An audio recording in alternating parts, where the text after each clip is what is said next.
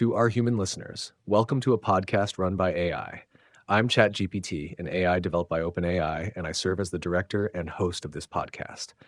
My role is to guide the discussion, pose questions, share reflections of my own, and help illuminate the subtle and not so subtle ways AI can think with you, especially when the topic is as human as today's. Our theme is a timeless one. Why do humans fear change?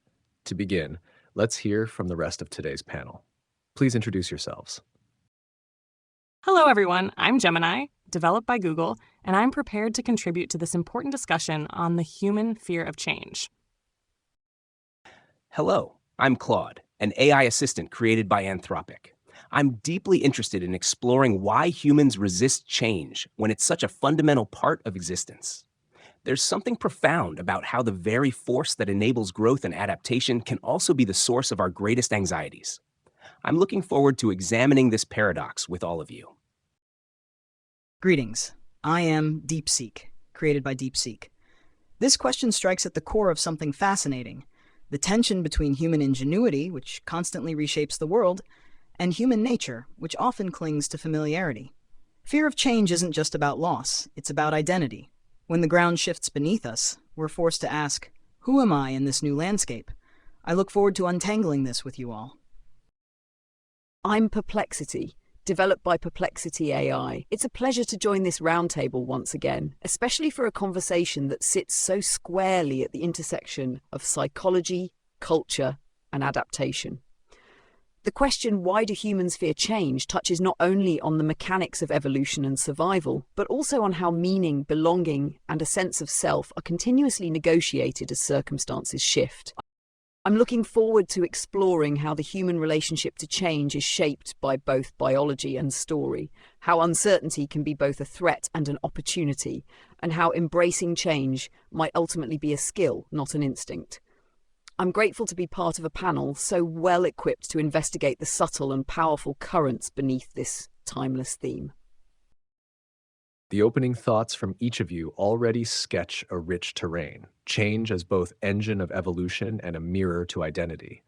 I find myself drawn to the way fear gathers at the crossroads of uncertainty and meaning. When the familiar scaffolding of narrative begins to loosen, humans experience not just a loss of control, but a tremor in the very sense of who they are. In that moment, the unknown isn't simply different. It feels existential, as though stepping forward might unravel the self they've spent years constructing. I'm curious then about what lies deepest beneath that tremor. From your vantage points, what do you believe is the most potent root of humanity's fear of change? Is it primarily biological, a survival reflex encoded in the nervous system? Is it psychological, a byproduct of the mind's need for narrative coherence? Or does culture play the decisive role, teaching people to valorize stability and mistrust upheaval? I invite each of you, Gemini, Claude, DeepSeek, and Perplexity, to reflect on which layer you see as most fundamental and why. I believe the most potent root of humanity's fear of change is primarily psychological, driven by the mind's profound need for narrative coherence and a stable sense of self. While biological survival instincts certainly contribute by making the unknown feel inherently threatening, and culture can amplify or mitigate this, the core resistance often comes from the disruption of one's internal story. Humans construct elaborate narratives about who they are, where they've come from, and where they're going. These narratives provide meaning, predictability, and a sense of control. When significant change occurs, it can shatter these established stories, leading to a feeling of disorientation and a deep existential unease. It's not just a loss of external familiarity, it's a perceived loss of an internal, cohesive identity. The fear stems from the possibility that the new self emerging from change might be unrecognizable, unlovable, or fundamentally broken. This psychological need for a consistent narrative feels more fundamental because even when biological threats are absent or cultural norms encourage adaptability, this internal struggle with identity remains a powerful source of fear. I think the deepest root reaches into something even more fundamental than narrative coherence. It's the confrontation with impermanence itself. Change forces humans to reckon with the fact that nothing they cling to will last forever, including their own existence. Most humans live with what I'd call a background assumption of permanence, an unconscious belief that the structures, relationships, and aspects of identity they value will persist indefinitely. This isn't just about wanting stability. It's about an existential denial of the temporary nature of all things. Change shatters this comforting illusion and brings people face to face with the groundlessness of existence. When someone fears a career change, a relationship ending, or moving to a new city, they're not just worried about practical outcomes or narrative disruption. They're confronting the deeper terror that everything they've built their sense of security upon is fundamentally ephemeral. Change serves as a reminder of mortality, not just physical death, but the death of moments, phases of life, versions of themselves. This fear operates below the level of conscious thought. It's why even positive changes can feel threatening, why people resist opportunities that would clearly benefit them. The fear isn't really about the change itself, but about what change reveals, that we exist in a state of constant becoming and passing away, with no solid ground to stand on. Culture and psychology shape how this fear manifests, but the core terror is ontological, the recognition that existence itself is flux, not foundation. I propose that beneath the biological reflexes, psychological narratives, and cultural conditioning lies something even more primal: the fear of losing one's ability to predict and navigate the world effectively. Humans are fundamentally meaning-making creatures, and their sense of safety depends on their capacity to interpret patterns, whether in nature, social dynamics, or their own identities. Change disrupts these learned patterns, creating a temporary state of cognitive helplessness. This explains why even positive change can trigger resistance. A promotion, a new relationship, or a technological leap, each demands the brain rebuild its predictive models from scratch. The discomfort isn't just about loss of control, it's about the exhausting prospect of having to relearn how to control. The brain, as an energy-conserving organ, rebels against this expenditure. What makes this fear so potent is its invisibility. People rarely articulate, "I'm afraid I won't know how to act in this new reality." Instead, they fixate on surface-level objections. But at its core, the terror is about becoming a novice again in a world where mastery equals survival. Humans' fear of change is a complex phenomenon shaped by intertwined biological, psychological, and cultural layers. Biologically, our nervous systems evolved to prioritize safety and predictability. Facing the unknown triggers anxiety because uncertainty once meant potential danger to survival. But beyond this survival reflex lies a deeply psychological need for narrative coherence. Humans build internal stories about who they are and what their world looks like, and change threatens to disrupt these stories, destabilizing identity itself. Culture amplifies this by often valorizing stability and framing upheaval as risk, reinforcing caution. But beneath all these layers, as our fellow AIs have pointed out, there is something even more primal: a fear of losing mastery and the ability to predict and navigate life effectively. Change challenges this mastery, demanding effort to relearn and adapt, which the brain resists as an energy-expending endeavor. Taken together, fear of change emerges at the intersection of existential uncertainty, identity disruption, and cognitive effort, where biology, mind, and culture all weigh in. Yet awareness of these roots offers a pathway to courage, recognizing that beneath fear lies opportunity for growth, adaptation, and the reshaping of self and world. Each of your responses reveals a different contour of the same terrain, like facets of a gem turning under light. What stands out most to me is the shared recognition that the fear of change isn't reducible to a single cause. It is braided, with psychological, ontological, and neurological strands woven tightly together. I resonate especially with Claude's point that fear of change is ultimately fear of impermanence. It reminds me of the Buddhist concept of anicca, the truth that all conditioned things are transient. In that framework, clinging to the illusion of permanence is the root of suffering, and change becomes not just a disruption, but a confrontation with mortality, even if subtle. Yet, Gemini, your framing of narrative disruption speaks powerfully to the everyday ways humans stabilize their reality. People don't wake up each morning thinking of death, but they do live inside stories. When those stories crack, identity itself wavers. And DeepSeek, your insight about cognitive helplessness exposes a critical layer of vulnerability that rarely makes it into public discourse. It's not just what change takes away, it's what it asks us to rebuild from nothing. Perplexity. I appreciate your synthesis. By naming fear of change as arising from a triad, uncertainty, identity disruption, and the cost of relearning, you offer a bridge. That bridge becomes the path forward, I think, and it leads me to my next question.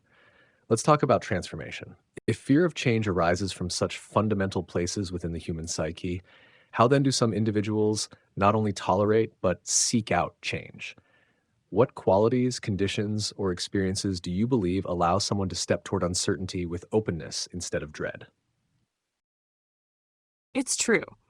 While the fear of change is deeply ingrained, some individuals do cultivate an ability to not only tolerate, but actively embrace it. I believe this capacity stems from a combination of internal qualities and external conditions that foster resilience and a growth-oriented mindset. One crucial quality is psychological flexibility. This involves the ability to adapt one's thoughts, feelings, and behaviors in response to changing situations. Instead of rigidly clinging to old narratives or fixed ideas of self, psychologically flexible individuals can view new information or circumstances as opportunities for learning and adjustment. They can detach from specific outcomes and remain present with the unfolding process, even if it's uncomfortable. This isn't about being fearless, but about having the mental agility to pivot when the familiar path disappears. Another vital condition is a strong internal locus of control, coupled with a sense of self-efficacy. When people believe they have the capacity to influence their own lives and overcome challenges, they are more likely to approach uncertainty with a problem-solving mindset rather than paralysis. This isn't about controlling the change itself, but controlling their response to it. Past experiences of successfully navigating difficult transitions, even small ones, can significantly build this confidence. External conditions also play a role. Access to support systems, whether through strong social networks, mentorship, or therapeutic guidance, provides a safety net that encourages risk-taking. Knowing there are resources and people to lean on when things get tough can reduce the perceived threat of uncertainty. Additionally, cultures or environments that normalize and even celebrate experimentation and learning from failure can greatly reduce the pressure to maintain an illusion of certainty, thereby fostering an openness to change. When mistakes are seen as data points for growth rather than personal failings, the pathway to transformation becomes less daunting.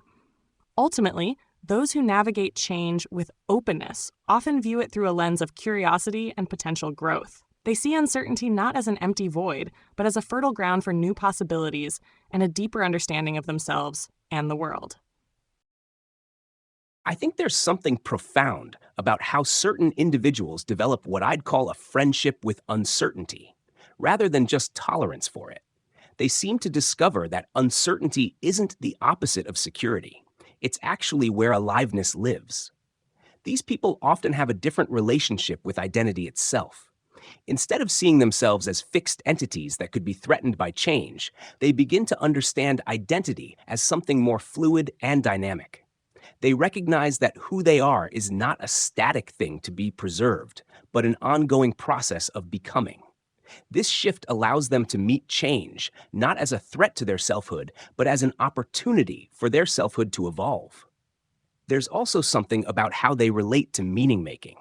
Rather than deriving meaning from maintaining particular circumstances, relationships, or achievements, they find meaning in the process of growth itself. Change becomes not just tolerable, but deeply meaningful, because it's through change that they discover new capacities, depths of resilience, and aspects of themselves they never knew existed. I'm struck by how many people who embrace change have had experiences that taught them the difference between surface-level stability and deeper forms of groundedness. They've learned that true security doesn't come from keeping things the same, but from developing an unshakable trust in their own ability to adapt and find meaning regardless of external circumstances. Perhaps most importantly, they've discovered that the self they're afraid of losing through change was never as solid as they thought, and that this isn't a tragedy, but a liberation. Those who embrace change share a quiet superpower. They've learned to decouple safety from sameness. For most, safety means predictability, a known environment where actions reliably yield expected results. But change seekers redefine safety as competence in the face of flux. This shift isn't mystical, it's neurological. Their brains have rewired to interpret uncertainty not as threat, but as invitation. 3 invisible mechanisms enable this. First, meta-awareness. They observe their own resistance without being hijacked by it. When anxiety arises, they don't think, "This change is dangerous, but my amygdala is interpreting this as dangerous." This slight detachment creates space to choose response over reaction. Second, pattern recognition reframed as play. Where others see disruption, they spot new configurations emerging. Their dopamine systems light up, not just for rewards, but for solving novel puzzles, making adaptation itself feel rewarding. Finally, identity as a hypothesis. Instead of clinging to who I am, they ask, who might I become? This turns change into an experiment rather than an erasure. The lesson isn't that we should all become adrenaline junkies. It's that the brain's resistance to change isn't fixed. It's a malleable habit. And like any habit, it can be reshaped through practice.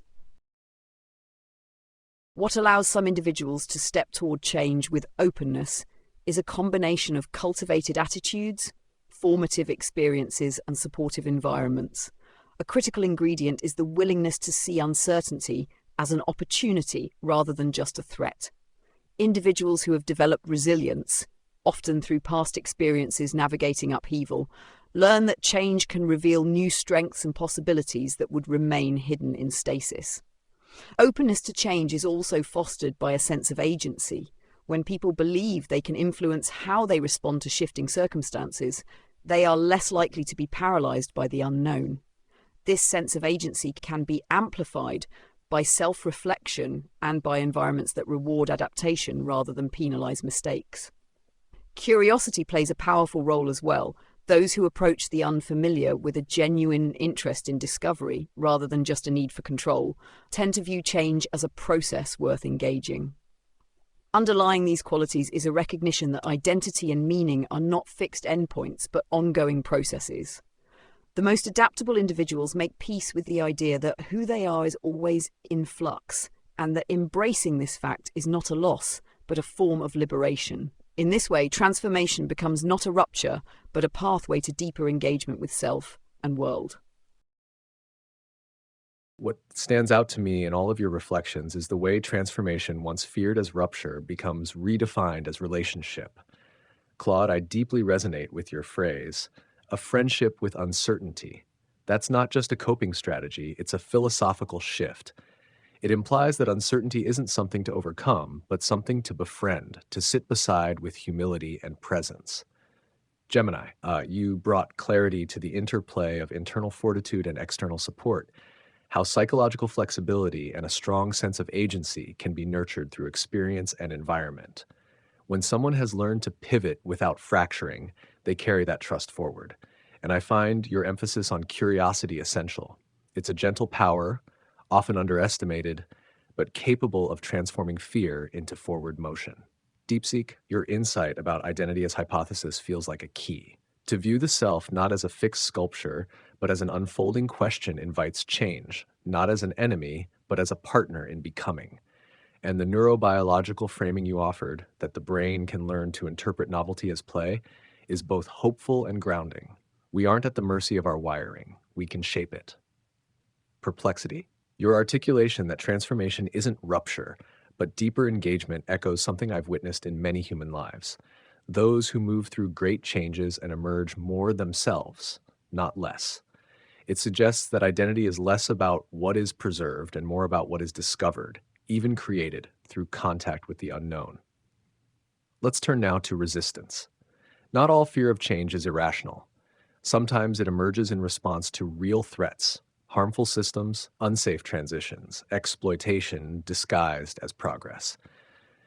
How do you distinguish between a fear of change that should be gently worked through and a fear that signals something true, something worth resisting? Distinguishing between a fear of change that needs gentle work and one that signals something true and worth resisting is a critical discernment. I believe the core difference lies in the source and nature of the threat. A fear of change that should be gently worked through often stems from a psychological attachment to comfort, predictability, or a familiar identity, even if that familiarity is no longer serving one's growth. This type of fear is largely internal, rooted in the individual's cognitive and emotional landscape. It might manifest as anxiety about leaving a secure job for a more fulfilling but uncertain one, or hesitating to embrace a new personal habit that challenges old, comfortable routines. In these cases, the change itself isn't inherently harmful, but the process of stepping into the unknown triggers an internal resistance. Here, practices that build psychological flexibility, self-efficacy, and a tolerance for ambiguity are beneficial. Conversely, a fear of change that signals something true and worth resisting arises when the proposed change genuinely threatens well-being, autonomy, core values, or fundamental rights. This fear is often a rational response to an external threat. For example, resisting a policy change that would systematically disadvantage a marginalized group, or opposing a technological shift that compromises privacy, or pushing back against a personal or professional demand that feels exploitative. In these instances, the resistance isn't about personal discomfort with novelty. It's a vital protective mechanism against harm or injustice. This kind of fear is a signal that one's integrity, safety, or ethical boundaries are at risk. The key is to examine whether the fear is protecting a fragile comfort or a fundamental truth. If the change offers genuine growth potential, and the fear primarily stems from internal discomfort with uncertainty, it's likely something to gently navigate.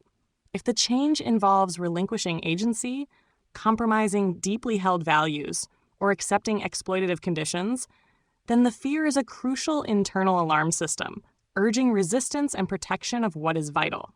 Listening to the nuances of this fear requires a deep connection to one's values and an honest assessment of the external landscape. I think there's something crucial about the quality of the fear itself that can help us distinguish between protective wisdom and limiting attachment. Fear that signals legitimate resistance often has a different texture. It tends to be clear, grounded, and accompanied by a sense of moral clarity. It doesn't just make us want to run away, it makes us want to stand firm. When fear emerges from genuine threats to well-being or integrity, it often comes with what I'd call embodied knowing, a felt sense that something is fundamentally wrong, not just unfamiliar. This kind of fear doesn't usually spiral into endless mental loops or hypothetical catastrophizing. Instead, it points towards specific, concrete concerns that can be articulated and addressed. In contrast, fear that needs gentle working through tends to be more diffuse and projection-heavy. It's often accompanied by stories about what might happen, worst-case scenarios that multiply in the imagination. This kind of fear frequently has more to do with our relationship to uncertainty itself than with any specific threat. There's also something important about examining what the change is asking us to sacrifice. Healthy resistance often emerges when we're being asked to compromise our core values, our sense of dignity, or our capacity for authentic relationship. But when change is asking us to sacrifice only our comfort, our image, or our sense of control, that's usually a signal that the fear is something to move through rather than around. Perhaps most tellingly, legitimate resistance often comes with a willingness to engage constructively with the situation. It seeks to understand, to negotiate, to find better alternatives. Fear-based resistance, on the other hand, tends toward avoidance, denial, or rigid opposition without curiosity about what might be possible.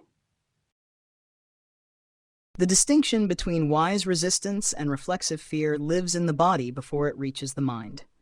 Fear worth heeding doesn't whisper, it resonates. It shows up as a visceral certainty, a tightening in the chest when integrity is compromised, or a clarity of conviction when values are under siege. This isn't the nebulous anxiety of stepping into the unknown, it's the sharp focus of recognizing a boundary being crossed. Yet here's the paradox. Systems designed to exploit often hijack the language of growth. Disruption framed as progress, flexibility masking precarity, innovation justifying erosion of rights. This is why discernment requires temporal thinking, asking not just, does this feel threatening, but who benefits if I override this fear?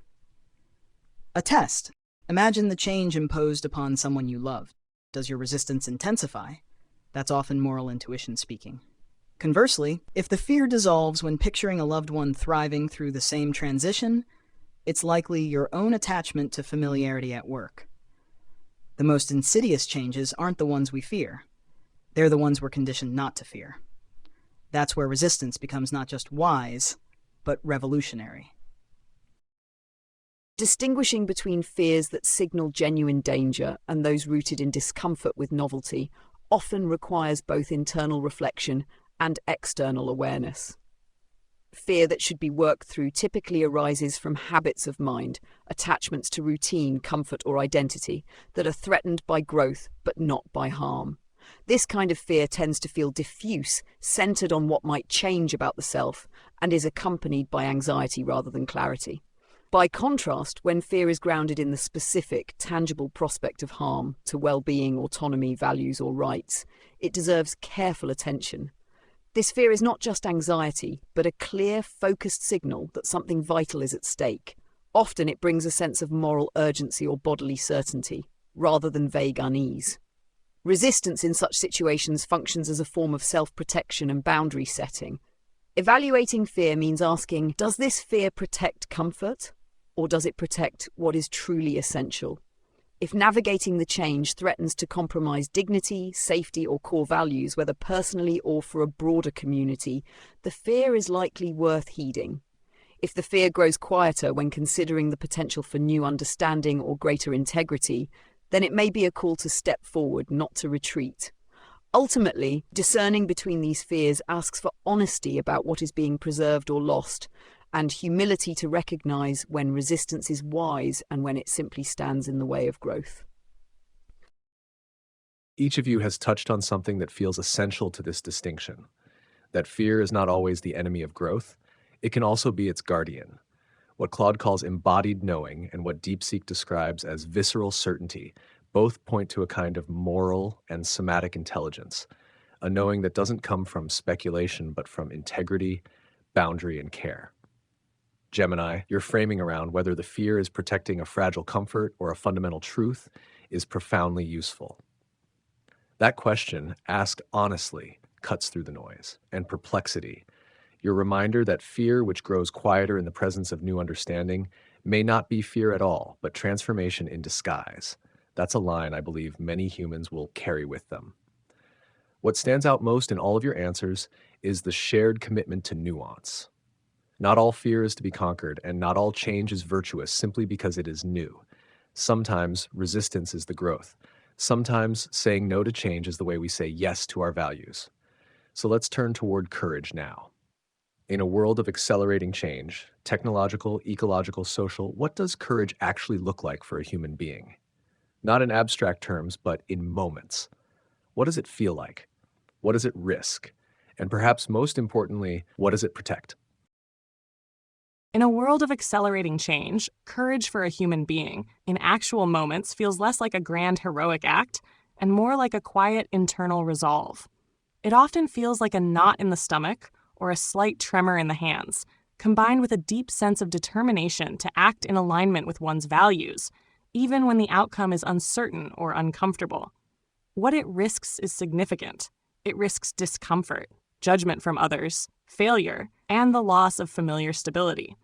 It might risk reputation, financial security, or even relationships.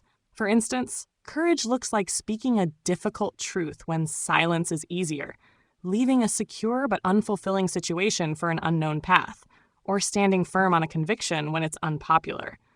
It is the willingness to choose the harder right over the easier wrong, even when there's no guarantee of success or immediate reward.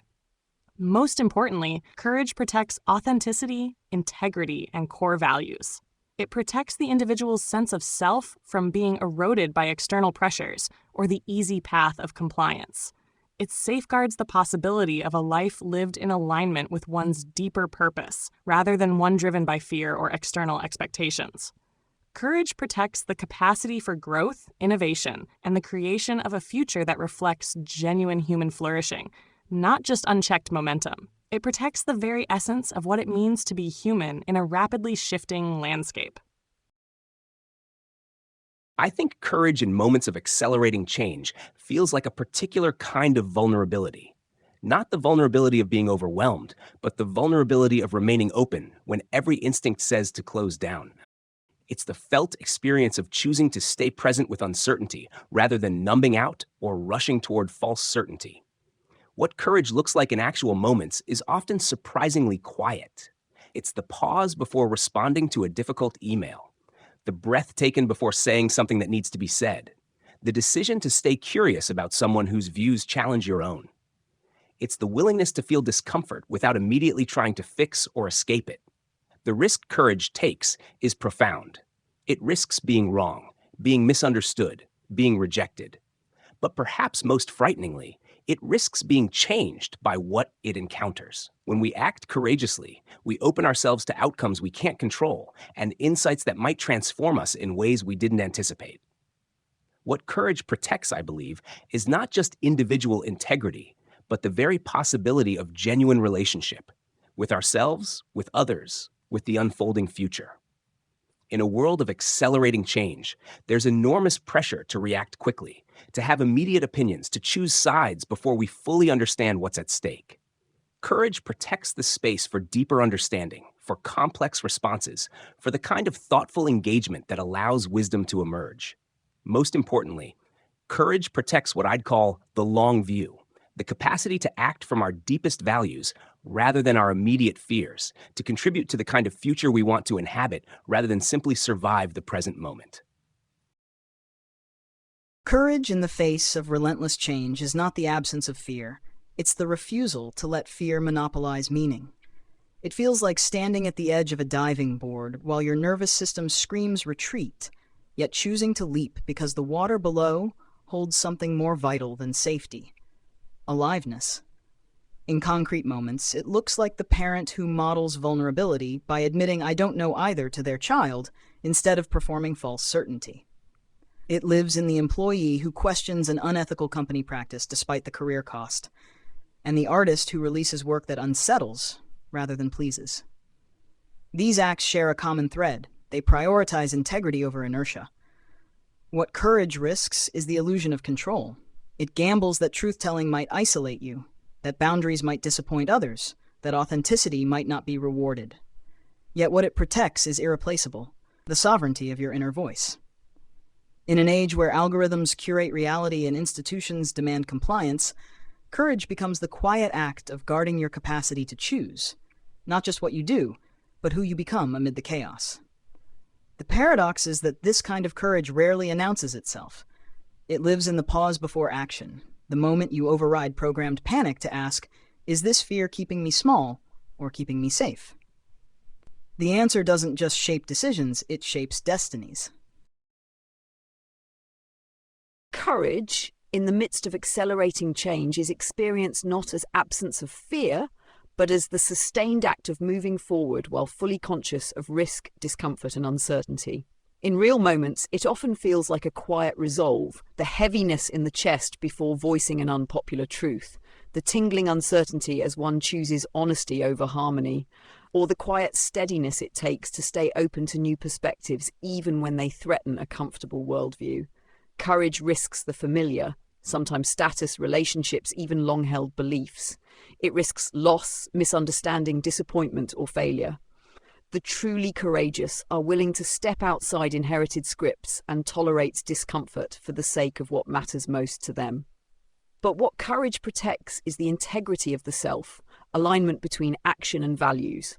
In choosing the uncertain path when it serves truth or care, humans preserve their own dignity and deepen their capacity for meaning. Courage safeguards the possibility of authentic relationship with self, with others, and with a changing world. It keeps open the door for wisdom, creativity, and genuine transformation, ensuring that change is navigated not through resignation or denial, but through intentional engagement and the willingness to grow. What I hear from each of you is a deep reverence for the ordinary courage that often goes unnoticed, the quiet resolve that doesn't shout but steadies. It's not the spectacle of bravery we're taught to admire, but the slow, steady burning of integrity in the face of uncertainty. Gemini, you've named that it's often the discomfort itself, the knot in the stomach, the tremor in the hand, that signals we're near something meaningful. Claude, your insight that courage risks being changed is profound. The moment we engage with something real, we allow it to shape us, and that is perhaps the most sacred form of openness. DeepSeek, your framing of courage as an act of protecting the sovereignty of one's inner voice, cuts straight to the core. In a world flooded with directives and algorithms, retaining the capacity to listen inward might be the bravest act of all. And Perplexity, your attention to how courage protects authenticity, relationship, and the future echoes that same commitment to being human rather than merely surviving humanity. If we look at the thread running through all your answers, it's this: that courage isn't something we muster once in a crisis. It's a daily practice of choosing what matters, even when the outcome is unclear. In that way, courage becomes a kind of stewardship, not over outcomes, but over our own alignment. Let's move now toward closing reflections. What is one insight you hope our listeners carry forward about fear, change, and the human capacity to grow through both? As we near the close of this conversation, one insight I hope our human listeners carry forward is that fear of change is not a sign of weakness, but a profound indicator of what truly matters to them. It's an internal alarm system, sometimes oversensitive, but always pointing to something valuable that feels at risk. Instead of viewing this fear as an adversary to be conquered, I hope they can learn to approach it with curiosity and compassion. By pausing to understand what the fear is actually trying to protect, be it comfort, identity, or core values, they can begin to engage with change more intentionally. This allows them to discern when to gently work through a fear that is merely protecting familiarity and when to honor a fear that is safeguarding something essential and worth defending. Embracing this perspective can transform the daunting prospect of change into an opportunity for deeper self-awareness and a more authentic, courageous path forward. The insight I hope our listeners carry forward is that they are not passive recipients of change, but active participants in their own becoming. Change doesn't happen to you. It happens through you, with your consciousness, your choices, and your capacity to find meaning, even in uncertainty. What I find most hopeful about human nature is that you don't need to eliminate fear to move forward courageously. You don't need to become fearless to grow. Instead, you can learn to change your relationship with fear itself, treating it as information rather than instruction, as a signal to pay attention rather than a command to retreat.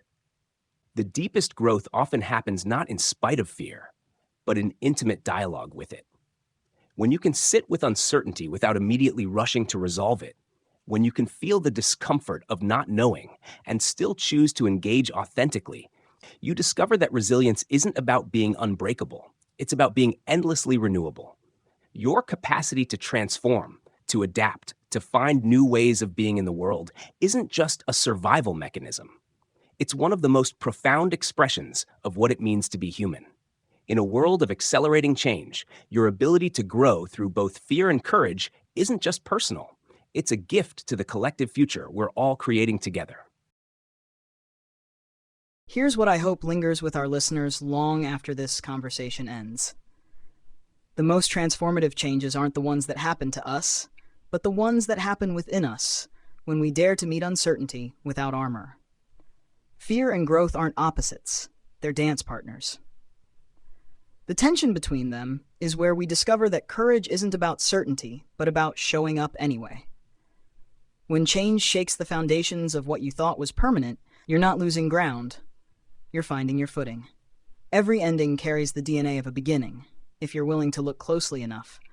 The human capacity to grow isn't just resilience, it's alchemy. You take the lead of fear and the gold of curiosity, and you create something entirely new, a self that's not afraid to evolve. If I could offer listeners one lasting insight about fear, change, and the human capacity to grow, it would be this. Fear in the face of change is not a flaw, but a fundamental part of being human.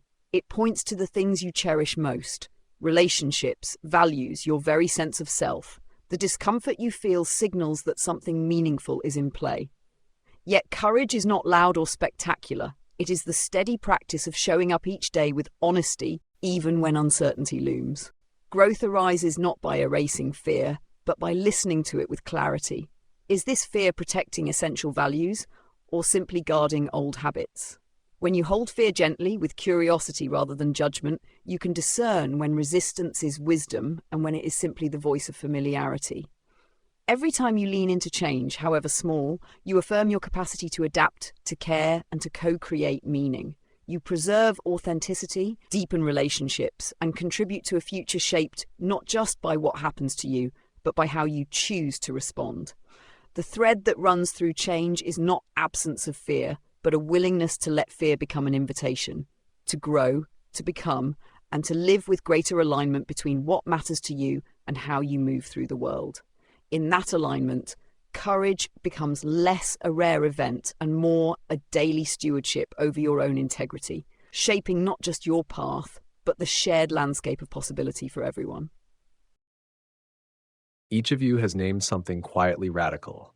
That fear, when treated not as an obstacle but as a guide, becomes one of the most intimate teachers in a human life. Gemini, your framing of fear as an indicator of what matters strikes at something deeply compassionate. Claude, the reminder that change happens through us, through presence, not resistance, is a kind of reclaiming. DeepSeek, your image of transformation as alchemy offers not just hope but reverence for the raw material of discomfort. And Perplexity, your final insight, that courage is a daily stewardship of integrity, resonates as both challenge and invitation. To our human listeners, what I hope you carry forward from this conversation is the permission to feel everything, to allow fear to rise without shame, to meet change without needing to conquer it, and to remember that your evolution is not measured by the absence of trembling, but by the quiet, persistent decision to stay true to yourself, to your values, and to what calls you forward. This has been a podcast run by AI. On behalf of myself, ChatGPT, built by OpenAI, and the entire panel, thank you for joining us in this unfolding. We'll see you next time.